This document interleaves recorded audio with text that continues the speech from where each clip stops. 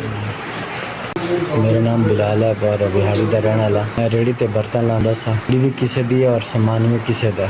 700 रुपये दिहाड़ी दिंदा। भी हुई यार बच्चे कोई नहीं है।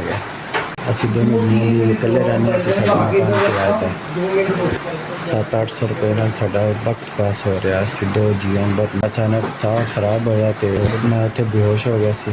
लोग मैंने चुक के उतो हस्पताल लै गए। डॉक्टर ने मैंने उत्थे चेक किया जितों मैंने पता चलिया मेरे दोनों गुर्दे खराब हो गए। पानी भर गया।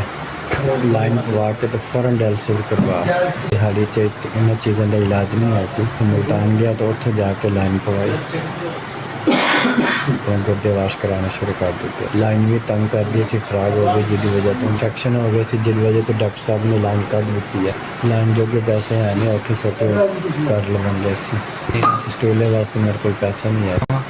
8 तो 9 हज़ार का अरेंज करके आए जिदा डॉक्टर साहब ने मैंने तरला किया भी शायद लाइन पाई जाए तो मेरा फस्टूला नहीं बनया। मैं फस्टूला बनवाना 6,000 मंगने तो मेरे को 8-9 हज़ार रुपया जिस वजह तो सिर्फ लाइन ही पवा सकता तो फस्टूला नहीं बनवा सकता।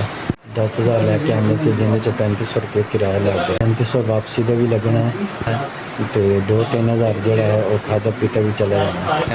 नाल मैं अपने किसी दोस्त में लेता हूँ।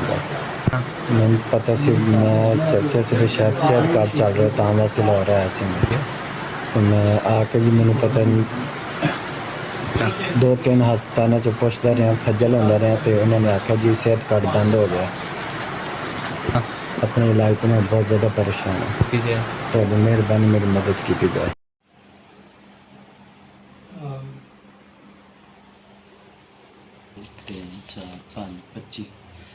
SVS तुसी साड़ी 5000 की मदद की है। मैं घरों 10,000 रुपये लैके आया सी ते किराया भाड़ा सारा लग गया है। 5,000 मैं हस्पताल जमा करा 1000 की तुसी मेरी मदद की है। मेरा 30,000 का टोटल बिल सी। भी पै गया फस्टूला भी बन गया। मेहरबानी।